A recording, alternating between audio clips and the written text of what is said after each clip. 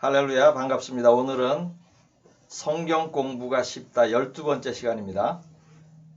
성경 공부 12번째 시간인데 저번 시간에 숫자에 대해서, 숫자의 의미에 대해서 나누었는데요. 다 마치지 못했어요. 그래서 그 부분 마치고 그 다음에 돈에 대한 성경 공부를 하겠는데 아마 성경 공부 전체를 통틀어서 가장 중요한 공부 중에 하나이니까 여러분 이 숫자에 대한 것 마치고 돈에 대한 그 성경 공부 우리 열심으로 듣고 은혜 받기 원합니다. 저번에 하나님께서는 특정한 숫자 몇 가지를 동일한 의미로 성경에서 계속 사용하심으로써 저에게 영감을 주시죠. 그래서 3, 4, 7에 대해서 저희가 배웠습니다. 오늘은 숫자 6에 대해서 나누겠습니다. 6번입니다. 6번 숫자 6. 작은 1번 인간은 일주일에 6일 일하도록 지어졌다. 출애굽기 20장 9절 10절 보겠습니다. 엿새 동안은 힘써 내 모든 일을 행할 것이나 일곱째 날은 내 하나님 여호와의 안식일인즉 너나 내 아들이나 내 딸이나 내 남종이나 내 여종이나 내 가축이나 내 문 안에 머무는 객이라도 아무 일도 하지 말라. 아멘. 하나님께서 6일간 세상을 창조하시고 7일째 쉬셨죠. 안식일로. 그러면서 이 창조를 완벽하게 하셨어요. 7일째 완전수. 그때 쉬면서 우리 일도 마찬가지입니다. 6일 동안 일을 했어요. 인간들이. 근데 이 인간들이 한 일이 6일 동안 한 일은 온전치가 않습니다. 7일째 안식하지 않으면. 그런 의미가 있는 거예요. 그래서 어떤 분들은 더 일을 열심히 하고 돈을 더 벌기 위해서 쉬지 않고 일하는데 아주 하나님께서 기뻐하지 않고 오히려 6일간 일한 것도 안식일에 일하면은 온전하게 되지가 못해요. 그런 영적인 의미가 있습니다. 그래서 7일째 안식일에 일하지 않고 쉬는 것이 매우 중요합니다. 그리고 그 안식일 7일째는 토요일입니다. 작은 2번 도피성은 6곳이다. 민수기 35장 15절 보겠습니다. 이 6성은 이스라엘 자손과 타국인과 이스라엘 중에 거류하는 자의 도피성이 되리니 부지 중에 살인한 모든 자가 그리로 도피할 수 있으리라. 아멘. 과실로 사람을 죽이는 경우가 있죠. 의도하지 않고. 그럴 경우에 성경은 일단 사람을 죽이면은 그의 가족이나 그와 관계되는 사람들이 그를 죽일 수 있게 돼 있어. 아니면은 이제 그 마을에 그 제사장이나 이런 사람들이 그걸 죽이도록 허락을 합니다. 그런데 과실로 죽였을 때도 사람들이 모르고 이렇게 죄를 지을 수가 있는데 이 과실로 사람을 죽인 경우에는 도피를 할 수가 있어요. 도피를 하면은 살아남습니다. 그리고 죽이지 못하게 돼 있어요. 그리고 그것이 이제 과실로 돼 있는 건지를 확인을 하고 그 다음에 그게 과실로 확인이 되면은 그 사람은 죄가 없습니다. 그때 도피할 수 있도록 만든 성이 있는데 그 성이 6개예요. 근데 하나님은 완전하신 하나님이라서 7개를 만들 것 같은데 왜 6개를 만들었나? 거기에 대한 이제 퀘스천이 있었어요. 뭐 도피성이지만 사람을 죽인 자들이 도피하는 곳, 그런 곳은 좀 불안전한 곳이고 불안전하다는 의미가 있는 거예요. 그래서 도피성을 6개를 만들어 놓은 것입니다. 작은 3번 불안전수 6이 3개 모인 666은 멸망의 수이다. 열왕기상 10장 14절 솔로몬의 세입금의 무게가 금 666달란트요. 아멘. 666 중수금은요. 지금 돈으로 따지면 거의 1조 원에 가까워요. 그 환율에 따라서 좀 틀리겠죠. 9천억에서 1조 원에 해당하는 돈이고 성경에서 표기된 금액 중에 가장 큰 금액입니다. 나라가 강하면은 조공을 바치게 돼 있죠. 주변에 있는 국가들이. 그때 받은 돈이에요.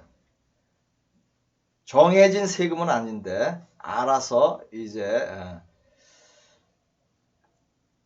주변에 약한 국가들이 강대국에다 바치는 것인데 666 중수금이다. 이것이 우연일까요? 네, 666은 성경에 2번 나옵니다. 여기 지금 열왕기상 10장 14절하고 요한계시록에 나오죠. 멸망의 수. 이것을 연결하면은 돈이 좀 다음 시간에 배우겠지만은 이거 이 숫자에 이어서 배우겠지만 돈이 하나님 뜻대로 사용을 잘 하면 큰 복인데 사용을 제대로 못하고 또 쌓아놓고 하면은 멸망으로 이끕니다. 그리고 큰 재물을 쌓은 사람은 거의 멸망할 수밖에 없어요. 그게 성경이 가르치는 거예요. 그래서 솔로몬 멸망했죠. 여기 666 중수금이라는 엄청난 재물의 양, 그 666에서 하나님께서 이미 암시를 하신 거예요. 6에 대한 것. 그래서 6을 3개나 사용한 666 중수금. 그 6은 불완전 수이면서 666은 멸망의 수다라는 것을 우리가 깨달을 수가 있습니다. 요한계시록 13장 18절 지혜가 여기 있으니 총명한 자는 그 짐승의 수를 세어보라. 그것은 사람의 수니 그의 수는 666이니라. 아멘. 요한계시록 14장 9절 10절 또 다른 천사 곧 셋째가 그 뒤를 따라 큰 음성으로 이르되 만일 누구든지 짐승과 그 유상에게 경배하고 이마에나 손에 표를 받으면 그도 하나님의 진노의 포도주를 마시리니 그 진노의 잔에 섞인 것이 없이 부은 포도주라. 거룩한 천사들 앞과 어린 양 앞에서 불과 유황으로 고난을 받으리니. 짐승의 수 666은 짐승의 수라고 표현이 되는데 마지막 때 이 표를 받으면은 돌이킬 수 없이 멸망합니다. 한번 받으면 끝이에요. 그래서 6이 불완전수 6이 모여가지고 3개나 모여가지고 완벽한 불완한 수, 즉 멸망의 수가 되는 것입니다. 7번 숫자 12. 작은 1번 야곱의 12지파 창세기 49장 28절 이들은 이스라엘의 12지파라 이와 같이 그들의 아버지가 그들에게 말하고 그들에게 축복하였으니 곧 그들 각 사람의 분량대로 축복하였더라. 아멘. 창세기 32장 12절 주께서 말씀하시기를 내가 반드시 내게 은혜를 베풀어 내 씨로 바다에 셀 수 없는 모래와 같이 많게 하리라 하셨나이다. 아멘. 야곱의 12지파를 통하여서 이스라엘 민족이 번성하게 됐죠.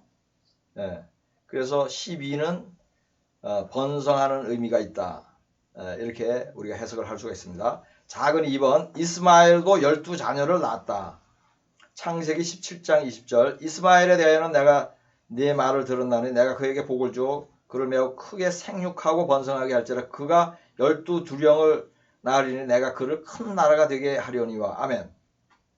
아브라함의 장남이죠. 장남인 이스마엘도 12자녀를 낳았어요. 야곱도 12자녀를 낳았는데 그래서 어떻게 됐죠? 번성하게 됐죠. 지금 중동의 많은 국가들이 이스마엘의 후손이에요. 야곱의 후손보다 훨씬 더 많아졌어요. 대부분의 국가를 이룰 정도로 크게 번성하였습니다. 그래서 우리가 이제 인류가 번성하기 위해서는 이제 짝을 이뤄야 돼요. 짝수여야 돼요. 그죠? 부부가 짝을 이뤄야 되죠. 그리고 우리는 10진법을 쓰죠. 세상에서는. 근데 하나님은 12진법을 좋아하시는 것 같아요. 12진법. 그래서 14만 4천, 12,000명씩 12지파. 14만 4천이 나오죠. 우리는 한국에, 우리 땅에서는 10진법을 쓰는데 10을 넘는 첫 번째 짝수가 12죠. 그래서 넉넉하게 12를 라는 숫자를 써서 번성하는 의미로 12를 사용하는 것을 우리가 알 수가 있습니다. 작은 3번 예수의 제자는 12명이다. 누가복음 9장 1절 예수께서 12제자를 불러 모으사 모든 귀신을 제어하며 병을 고치는 능력과 권위를 주시고. 아멘. 예수님의 12제자로 시작해서 지금 2000년이 지난 지금은 10억 가까이 예수를 믿고 있죠. 지금 번성하는 수죠. 그래서 이것을 저는 또 전도의 수다. 뭐 제가 명명을 한 거예요. 예, 의미가 있죠. 번성의 수, 전도의 수. 자, 그럼 4번. 천국의 생명나무에는 12가지 실과가 1년에 12번 맺힌다. 예, 12가 두 번이나 사용돼요. 천국의 번성함을 얘기하는 거죠. 요한계시록 22장 2절. 길 가운데로 흐르더라 강 좌우에 생명나무가 있어 12가지 열매를 맺되 달마다 그 열매를 맺고 그 나무 잎사귀들은 만국을 치료하기 위하여 있더라. 아멘. 우리 나무는 한 종류의 열매만 맺죠. 그리고 1년에 한 번 맺잖아요. 근데 천국에는 한 나무에 12종류의 열매가 맺고 그리고 1년에 12번 맺어요. 한 달에 한 번씩.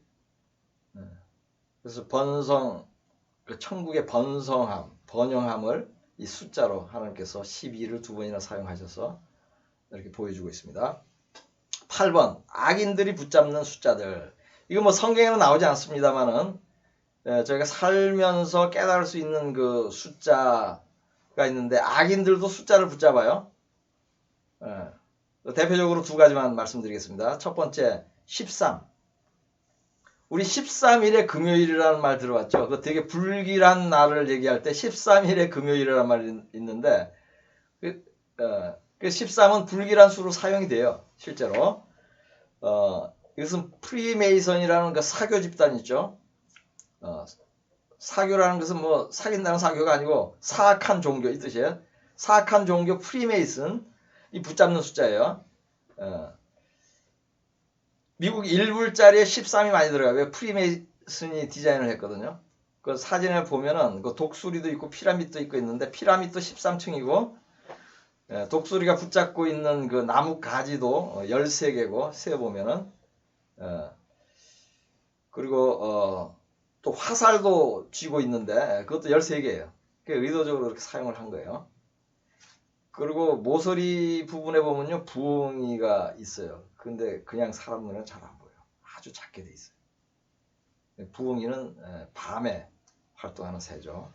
가증한 하나님께서 가증한 동물로 부여한 이처럼 1불짜리 지폐에 그런 것이 있어요. 그리고 그 눈도 있죠. 큰 눈. 그것이 모든 사람을 감시한다는 뜻이에요. 그래서 그런 상징이 많이 들어가 있습니다. 그래서 13 우리가 선택할 수 있을 때는 13 선택하지 않는 게 좋겠죠. 그 다음에 두 번째로 또 하나 있어요. 이것도 사람들이 잘 모르는데 13은 오히려 사람들이 좀 알아요. 근데 이 18에 대해서 잘 몰라요. 이것은 로만 카톨릭이 붙잡는데 아주 꽉 붙잡고 있는 숫자예요. 근데 언어를 하나님 주셨다 그랬죠. 우리 발음상으로 이게 욕이죠. 한국말로. 욕이죠. 그 음란한 것을 상징하는 거예요. 가장 음란한 집단이 로만 카톨릭입니다. 그럼 뭐 교황으로부터 밑에 그 신부예루기까지 아주 총체적인 음란의 소굴이에요. 로만 카톨릭. 그래서 18이라는 숫자를 붙잡는데 이것은 비밀로 붙잡는 의미도 있어요. 이 비밀이라는 의미는 어디서 왔냐면 예수님이 12살 때까지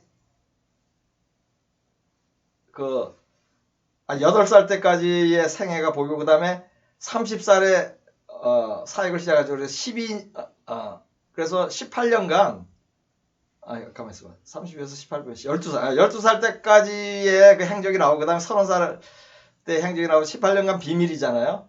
그래서 이제 비밀의 의미로 이렇게 비밀의 수로 써요.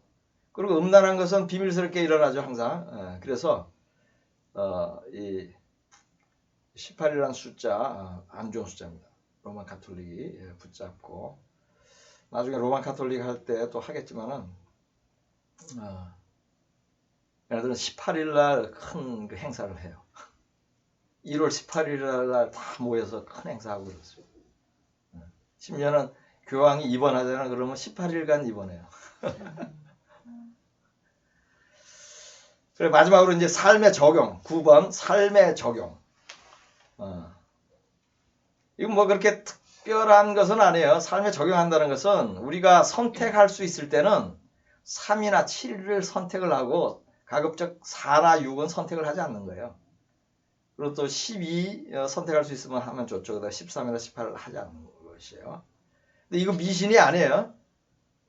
이렇게 하다 보면 하나님께서 7이나 3이라는 숫자가 내가 선택하지 않아도 많이 따라오는 것을 알 수가 있어요. 제가 통계를 한번 내본 적이 있어요, 옛날에. 그때 훨씬 많이 3이나 7 숫자가 오더라고요. 그래서 예를 들어서 집을 구하는데 두 채가 마음에 들어요. 근데 하나는 번지수가 30번지고 하나는 40번지예요. 그럼 30번지 하라는 거예요. 뭐 특별하게 그것은 아니지만 이런 것을 우리가 적용할 수 있는 거예요. 그러니까 하나님 그 말씀하신 거예요. 30번지로 하라고 말씀하신 거라니까. 숫자를 깨닫는 사람들에게는 40번지로 가지 말고. 그리고 또 한 가지 유의할 것은 그 숫자 학이라는 게 있어요. 숫자 점술. 그것은 모든 여러 가지 숫자를 다 풀어놨어요. 뭐 무슨 의미다 무슨 의미다. 그건 점쟁이들이 하는 거죠. 지금 여기서 배운 거, 성경에서 말하는 거 이 숫자가 전부예요. 지금 자세히 다루지 않은 거 8자 하나 있는데, 그러니까 거기에는 미혹될 필요가 없습니다. 그래서 숫자까지 했습니다. 다음번 주제 18번 18번째 주제 돈에 대해서 하겠습니다. 1번 돈을 사랑하지 말라. 히브리서 13장 5절 말씀. 돈을 사랑하지 말고 있는 바를 족한 줄로 알라. 그가 친히 말씀하시기를 내가 결코 너희를 버리지 아니하고 너희를 떠나지 아니하리라 하셨느니라. 아멘. 돈을 사랑하지 않고 자족할 때에 하나님이 채우시고 돌보십니다. 그래서 결코 너희를 버리지 않는다는 말씀이 쫓아오는 거예요. 돈을 사랑하지 말라 그러고. 왜냐하면 돈을 사랑해가지고 돈을 모으려고 그러고 자기 있는 걸 족한 줄을 모르면은 이게 죄로 흘러가거든요. 근데 내가 결코 그렇게 너희가 좀 없는 듯이 살아도 있는 대로 족하도 내가 너희를 버리지 않고 옆에서 있으니까 오히려 더 복을 받으니까 돈을 사랑하지 말라고 그렇게 말씀하시는 거예요. 돈 없다고 예수님이 떠나지 않습니다. 더 가까이 계십니다. 돈을 사랑하지 않을 때. 디모데전서 6장 10절 돈을 사랑함이 일만항의 뿌리가 되어나니 이것을 탐내는 자들은 미혹을 받아 믿음에서 떠나 많은 근심으로 자기를 찔러도다. 아멘. 이거 완전 진리입니다. 저도 경험했고 저는 간접 경험 너무 많이 했어요. 돈을 사랑함이 한 악이나 두 악이나 세 악의 뿌리가 아니에요. 일만 악의 뿌리고 모든 범죄의 90% 이상이 돈 때문이에요. 네, 결국은 돈 때문이에요. 죄를 짓는 거. 그리고 돈을 사랑하는 사람은 자족하지 않으면 계속 근심이 있어요. 왜? 어떤 근심? 돈이 부족하다는 것에 대한 근심이 있는 거예요. 그래서 이거 없어서 저거 못하는데 뭐 이거 부족한데 뭐 안 해요. 하나님께서 필요한 만큼 주십니다. 그래서 이러다 보면은 결국 이제 미혹이 됩니다. 미혹되어서 구원받지 못하게 됩니다. 어떤 분은 돈을 그것도 믿는 사람에게 빌려줬다가 몇 천만 원을 띄었어요. 왜 띄었느냐? 이자를 많이 준다 그러니까 빌려준 거예요. 그러고 나서 이분이 너무 감사해서, 근데 이분은 바로 깨달았어요. 야, 하나님이 내가 돈 욕심 부리니까 돈을 가져갔구나 그러면서 깨닫고 나서 그부터 돈 욕심이 전혀 없어졌어요. 이게 보기에 돈 몇 천만 원을 잃었어도 이렇게 깨닫게 되면, 혹시 그런 경험이 있으신 분들 깨닫고 하나님께 감사하시기 바랍니다. 2번 부자가 되려 할 때 멸망한다. 디모데전서 6장 9절 부하려 하는 자들은 시험과 올무와 여러 가지 어리석고 해로운 욕심에 떨어지나니 곧 사람으로 파멸과 멸망에 빠지게 하는 것이라. 아멘. 하여튼 돈 내려놓지 않으면 언젠가 사탄의 올무에 걸려요. 뭐 돈을 빌려주고 뭐 이자 받으려고 뛰든 뭐 어디 크게 돈 버는데 투자하라고 하든 뭐 어찌됐든, 그리고 모아가지고 내가 뭐 좋은 차 사고 또 자식들한테 물려주고 뭐 어떤 것이 때 하여튼 부하려고 하잖아요. 그럼 망합니다. 그래서 지금 제가 이 성령 말씀이 중요하다는 이유는 아주 신실하다고 하는 사람들도 돈 하나는 못 내려놓는 사람들 제가 또 많이 봤어요. 그거 하나로 망해요. 오히려 다른 거 다 신실하지 못하더라도 돈을 하나 제대로 내려놓은 사람이 구원받을 가능성이 더 높습니다. 네. 그만큼 이 돈 멸망. 그래서 지금 이 돈에 대해서 성경이 말하는 건 거의 다 집약해 놓은 거예요. 이거 아주 중요한 그 공부예요. 이거 어떤 성경 교재에도 안 나옵니다. 네. 근데 아주 매우 중요한 가르침입니다. 디모데후서 3장 1절 2절. 너는 이것을 알라. 말세에 고통하는 때가 이르러 사람들이 자기를 사랑하며 돈을 사랑하며 자랑하며 교만하며 비방하며 부모를 거역하며 감사하지 않으며 거룩하지 않으며. 아멘. 지금요 우리가 세대를 막론하고 돈을 사랑하는 그 인간의 본성, 또 예수를 믿으면서도 돈을 사랑하는 그런 본성이 있었지만은 4, 50년 전에는 그렇지 않았어요. 이만큼 그렇지 않았어요. 그때 훨씬 못 살 때였거든요. 1960년대, 70년대 제가 기억해요. 저도 뭐 가난하게 살았고. 근데 그렇게 돈 욕심 부리지 않았어요. 그냥 먹고 사는 거 좀 해결됐으면 좋겠다 이거. 뭐 이건 큰 욕심이라고 할 수는 없어요. 너무 어려울 때. 물론 그 어려울 때도 하나님께서 다 먹이시지만은. 근데 지금 얼마나 잘 먹고 잘 살게 됐어요. 근데 돈을 더 사랑해. 돈 때문에 죄를 더 지어. 옛날에는 정치인들 뇌물 받는 금액이 1,000만 원대였거든요. 조금 늘어나더니 억대로 넘어가더니 진짜는 수십억대 아니면은 뭐 뇌물이 되지를 않나 봐요. 그만큼 부유해진 거죠. 그 어떤 그 판사는 상당히 부자인데 50억을 또 뇌물로 받았더라고요. 끝이 없는 거예요. 욕심이. 그래서 지금은 자신과 돈을 사랑하는 짓는 죄가 넘쳐나는 정말로 마지막 때입니다. 3번 수입을 늘리려는 과도한 애착과 저축은 어리석은 일이다. 야고보서 4장 13절 14절. 들으라 너희 중에 말하기를 오늘이나 내일이나 우리가 어떤 도시에 가서 거기서 1년을 머물며 장사하여 이익을 보리라 하는 자들아, 내일 일을 너희가 알지 못하는도다. 너희 생명이 무엇이냐. 너희는 잠깐 보이다가 없어지는 안개니라. 아멘. 지금 이런 경우들 많이 있죠. 이런 경우도 있을 뿐더러 또 자식의 교육을 위해서 어렸을 때부터 부모를 떠나거나 아니면 부모 중에 한 사람이 그 자식을 따라서 외국을 가고 또 떨어져 사는 경우 있어요. 이거 그 이생에 대한 과도한 욕심이죠. 이익에 대한 과도한 애착, 안개처럼 허무한 것이라고 지금 말씀하십니다. 누가복음 12장 19절 21절. 또 내가 내 영혼에게 이르되 영혼아 여러 해 쓸 물건을 많이 쌓아두었으니 평안히 쉬고 먹고 마시고 즐거워하자 하리라 하되 하나님은 이르시되 어리석은 자여 오늘 밤에 내 영혼을 도로 찾으리니 그러면 내 준비한 것이 누구시 되게 하셨냐 하셨으니 자기를 위하여 재물을 쌓아두고 하나님께 대하여 부요하지 못한 자가 이와 같으니라. 아멘. 지금 직선적으로 말씀하죠. 재물을 쌓아놓는 사람은 어리석은 자래요. 그리고 하나님께 인색한 자라는 거예요.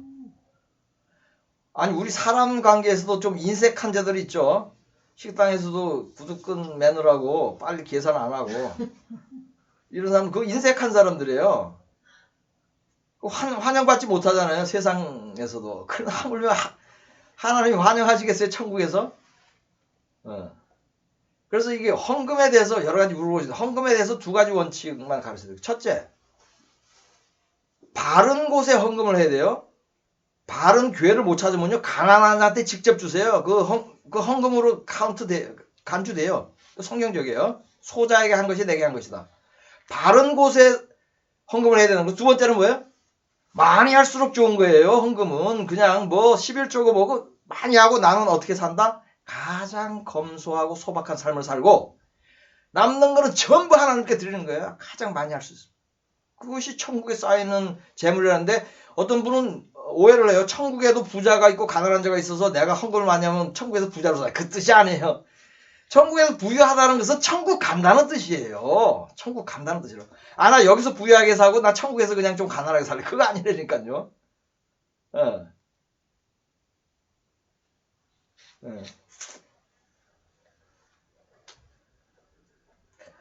4번 재물 욕심의 결국은 멸망이다.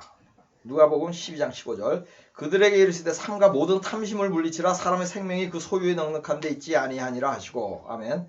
골로새서 3장 5절. 그러므로 땅에 있는 지체를 죽이라 곧 음란과 부정과 사욕과 악한 정욕과 탐심이니 탐심은 우상 숭배니라. 아멘. 여러 가지 죄를 나열해놓고 그 중에서 유별나게 탐심만 우상숭배라고 얘기를 해요. 탐심이 왜 우상숭배죠? 돈을 숭배하는 거예요. 탐심은. 그래서 하나님은 하나님과 사탄을 함께 섬기지 못한, 동시에 섬기지 못한다고 표현 안 하죠? 뭐라 그러죠? 하나님과 재물을, 돈을 동시에 섬기지 못한, 그렇게 강력한 하나님의 라이벌이 돈이에요. 돈을 사랑하는 거. 이것 때문에 제일 많이 구원 못 받아요. 사람들이. 제가 얘기하는 것은 어느 정도 신실하게 산다고 하는 사람들도. 이거 하나 정리 못 해가지고 멸망해요. 얼마나 안타까워요? 그죠?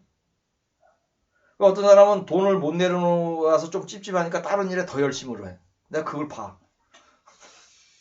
아, 이거는 내가 좀 갖고 있고 내가 그 대신 다른 거 열심히 할게요. 그거 안 통해요. 다른 거 열심히 하지 말고 하나님, 야, 그거 내려놔. 다른 거 열심히 안 해도 돼. 그렇게 말씀하십니다. 5번, 두 주인을 못 섬긴다. 마태복음 6장 24절. 한 사람이 두 주인을 섬기지 못할 것이니 혹 이를 미워하고 저를 사랑하거나 혹 이를 중히 여기고 저를 경히 여김이라. 너희가 하나님과 재물을 겸하여 섬기지 못하느니라. 아멘. 그래서 재물을 쌓아놓은 것은 그냥 하나님은 너는 재물을 섬기는구나 이렇게 생각을 해요. 아마 교회 열심히 다녀도요. 성경이 이거예요. 재물을 쌓아놓으면 너는 재물을 섬긴다 이렇게 되는 것이에요. 6번, 부자는 천국 가기 어렵다. 마태복음 19장 20절에서 24절. 그 청년이 이르되 이 모든 것을 내가 지켰사온데 아직도 무엇이 부족하니까. 예수께서 이르시되 내가 온전하고자 할진대 가서 내 소유를 팔아 가난한 자들에게 주라. 그리하면 하늘에서 보화가 내게 있으리라.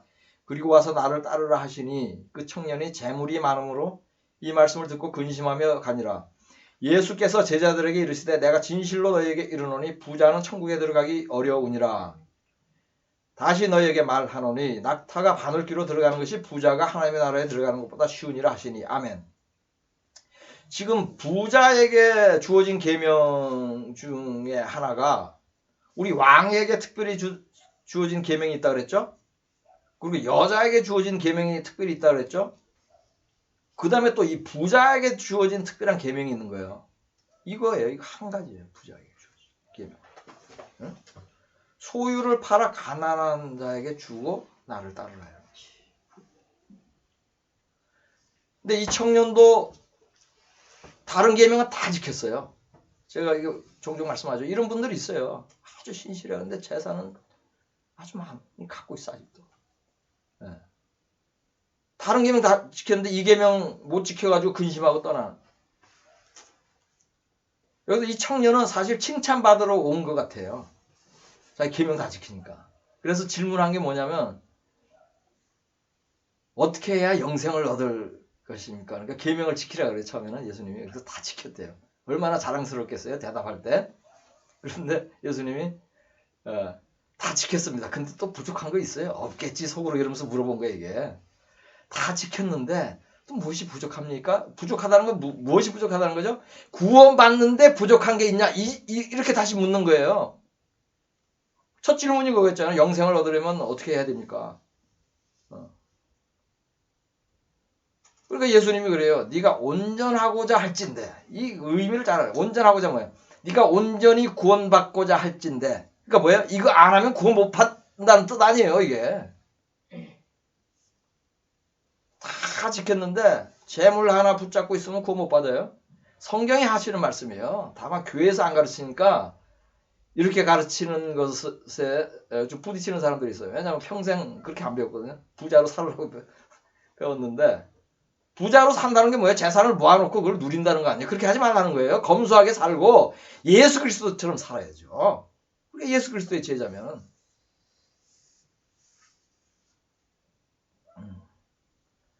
그래서 지금 예수님께서 또 더 부가 설명을 하죠. 그 낙타와 바늘귀가 이 대화 과정에서 나오는 거예요. 뒤에 가서. 이 청년이 떠나니까 근심하면서 떠났으면 뭐예요? 이거 전부 다 이 청년은 구원받지 못하겠구나 하고 뭐 해석들을 해요. 예. 예수님도 그렇게 본 거죠. 그래서 부자가 가난한 자에게 재물을 나누어주는 회개의 열매를 맺고 구원받는 것이 낙타가 바늘기로 들어가는 것처럼 어렵다는 의미예요. 이것은 부자가 회개하기가 어렵다는 거예요. 부자의 회개는 뭐예요? 가난한 자한테 재물을 주는 게 회개예요. 그 회개를 하기가 이렇게 어렵다는 거예요. 7번 부자들은 지옥에 있다. 이사야 53장 9절. 그는 강포를 행하지 아니하였고 그의 입에 거짓이 없었으나 그의 무덤이 악인들과 함께 있었으며 그가 죽은 후에 부자와 함께 있었도다. 아멘. 예수님이 지옥에 갔을 때 함께한 사람들은 악인과 부자들이었어요. 예수님이 죽으시고 지옥으로 내려가셨어요. 죄가 있어서 내려가신 게 아니고 죄가 있는 것으로 간주되어서 내려갔거나 왜냐하면 죄인으로 돼서 아니면 예수님도 지옥에 가서 예수님이 지옥까지도 주관하는 그런 예수님인 것을 이제 나타내러 가셨던 거예요. 하여튼 지옥에 죄값 치러러 간 게 아닙니다. 근데 갔어요. 하여튼 이사야서 53장 9절에. 그런데 두 부류가 있는데 뭐 악인과 부자들이에요. 악인이 어떤 악인이에요? 모든 악인이에요? 모든 악인이잖아요. 그럼 부자도 어떤 부자예요? 모든 부자예요. 모든 부자죠. 이게 재밌는 게 영어로 보면요. 저는 이제 어떤 중요한 부분 조금 뜻을 더 좀 이해를 도우려고 할 때 영어 버전을 20개 정도를 보거든요. 그 한 20개 정도가 그 많이 보는 거예요. 제일 많이 보는 게 이제 NIV, 킹 제임스 버전 그렇지만 그 외에도 또 많은 버전들이 있습니다. 그게 하나님이 있어서 하나님이 이유가 있어서 그렇게 많이 버전을 만들어 놓은 건데 NIV하고 킹 제임스 버전은 더 리치라고 돼 있어. 우리 영어를 아시는 분은 더 리치 그러면 모든 리치라는 거 아시죠? 모든 사람이요. 리치나 some 리치 그러면 어떤 특정한 부자를 얘기하는 거예요. 근데 더 리치라고 돼 있어요. NIV하고 킹 제임스 버전. 근데 재밌는 것은 성경 29개를 봤는데 한 반 정도는 어리치라고도 돼 있어요. 어리치. 한 반은 더 리치라고 돼 있고. 그러면 이것은 무엇을 염두에 둔 것이냐? 아마 이걸 배운 분이 있는지는 모르겠는데 그 미국 목사가 가르치는 걸 내가 한번 들었는데 어리치 누구냐면 아리마대 요셉이래. 아니 아리마대 요셉이 무덤 장소를 빌려준 사람이라고 그 뭐 갔는데 무덤이 뭐 함께 있었어요? 아리마대 요셉이 택도 없는 해석인데 왜 이렇게 하냐면 모든 부자가 지옥에 갔다 그러기에는 너무 이게 해석하기에 자기도 깨달아지지가 않고 가르치기에 너무 충격적인 거죠. 그래서 어리치로 돼 있는 거예요, 반은. 근데 성경 전후 구절을 보세요. 더 리치죠. 모든 부자예요. 그래서 그것을 어떻게 성경은 성경으로 해석한다. 제가 지금 그렇게 합니다. 누가복음 16장 22절 23절 이에 그 거지가 죽어 천사들에게 받들려 아브라함의 품에 들어가고 부자도 죽어 장사되매 그가 음부에서 고통 중에 눈을 들어 아브라함과 그의 품에 있는 나사로를 보고 아멘. 이거 아시죠? 거지 나사로와 부자 얘기 아시죠? 그 밥상에서 떨어진 것 먹고 또 헌데 피부병이 있는데 그게 개가 와서 핥고 할 정도로 비참한 그 거지였어요. 그런데 이 부자가 지옥에 갔대요. 근데 설명이 없어 왜 지옥에 갔는지. 부자지만 악하였더라. 믿음이 없었다. 그 설명이 없잖아요. 그 설명이 왜 필요 없죠? 그냥 부자면 가는 거예요. 아직도 이해 안 되시는 분 있을 거예요. 어떤 분들 재물 쌓아놓은 분들 지금 이해하고 싶지 않을 텐데 큰일 납니다. 지금 중요한 가르침입니다. 누가복음 6장 24절 그러나 화 있을진저 너희 부유한 자여 너희는 너희 위로를 이미 받았도다. 이 구절 앞뒤에도 예수님이 가난한 자를 착취했다든가 뭐 악하다는 그 설명이 없어요. 그러면 부자들은 대개 그렇게 좀 잘못되게 해서 부자가 된 사람이 많아서 그렇겠다? 아니죠. 정당하게 돈을 벌어가지고 쌓아놓은 부자도 많이 있어요. 다 포함되는 거예요. 그래서 이 세 가지를 연결하면 뭐예요? 재물을 쌓아놓은 그 부자는 구원 못 받는 거예요. 그런 사람들은 어떻게 쌓아놓고 어떻게 예수는 믿어 그리고 어떻게 나중에 자식들한테 물려주려고 쌓고 있는 거예요. 자기 죽으면 갑자기 죽어서 자식들한테 가잖아. 자식한테는 믿음의 유산만 물려주시기를 예수 그리스도의 이름으로 축복합니다. 자식이 뭐 이렇게 불구고 도저히 경제가 안 돼, 그 능력이 안 되고 도저히 살 길이 없을 정도로 비참하다. 그럼 조금 물려줄 수 있어요. 근데 육체 건강한 자식 왜 저 재물을 물려줍니까? 오히려 모든 재물을 가난한 자와 하나님 앞에 헌물을 하고 자녀들에게 너희들이 스스로 먹고 살 수가 있으니 내가 유산을 안 준다. 그러면 얼마나 좋은 교훈이에요. 자식도 구원받아요. 그렇게 할 때. 예, 자식도 그렇게 살 거 아니에요. 예, 그래서 그 재산 물려주시려는 그 재물 있는 우리 성도님들, 예, 자식도 함께 망하게 됩니다. 시편 49장을 한번 읽어보셔요. 나중에 전체가 부자의 멸망에 대해서 노래를 해요. 시편 49편. 뭐라고 하느냐? 부자들은 멸망하는 짐승과 같다. 이렇게 표현해요. 네. 참고로 꼭 읽어보시기 바랍니다. 8번 영생을 얻는 법. 누가복음 18장 18절. 어떤 관리가 물어 이르되 선한 선생님이여 내가 무엇을 하여야 영생을 얻으리까? 아까 나왔던 거죠. 그 부자 관리, 부자 청년이 물어본 거예요. 누가복음 18장 22절. 예수께서 이 말을 들으시고 이르시되 내가 아직도 한 가지 부족한 것이 있으니 네게 있는 것을 다 팔아 가난한 자들에게 나눠주라. 그리하면 하늘에서 네게 보화가 있으리라. 그리고 와서 나를 따르라 하시니. 아멘. 아까 설명한 내용이죠. 재산을 모두 가난한 자에게 나눠주는 것이 영생을 얻는 법이에요. 네. 9번 부자와 가난한 자의 기준. 이것도 좀 중요한 거예요. 왜냐하면 다 부자가 아니래 자기는. 제가 보기엔 엄청나게 부자인데 자기 부자가 아니라는 거예요. 그냥 그대로 살고 싶다는 거예요. 그런데 성경이 부자와 가난한 자의 기준을 말씀하고 있어요. 이 말씀을 적용해서 다시 묵상하시기 바랍니다. 잠언 30장 8절. 곧 헛된 것과 거짓말을 내게서 멀리하옵시며 나를 가난하게도 마옵시고 부하게도 마옵시고 오직 필요한 양식으로 나를 먹이시옵소서. 아멘. 이거 아주 유명한 구절이죠. 근데 이것을 어떻게 해석하냐면 20평짜리 아파트도 말고 70평짜리 아파트도 말고 40평짜리 아파트에 살게 해주세요. 이렇게 해석을 해. 그거 아니에요. 저소득층도 말고 고소득층도 말고 저게 중간 소득층으로 살게 해주세요. 그 뜻이 아니라니까 이게. 다 그렇게 이해를 해. 가난하게도 마옵시고 부하게도 마옵시고.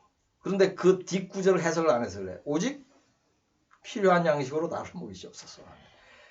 그러니까 필요한 양식, 먹고 입는 거 딱 있는 정도 있죠. 그게 부자도 아니고 가난한 자도 아니에요. 정확하게 정의가 나오잖아요. 그래서 먹고 입는 거 이상 있으면 뭐예요? 그게 부자예요.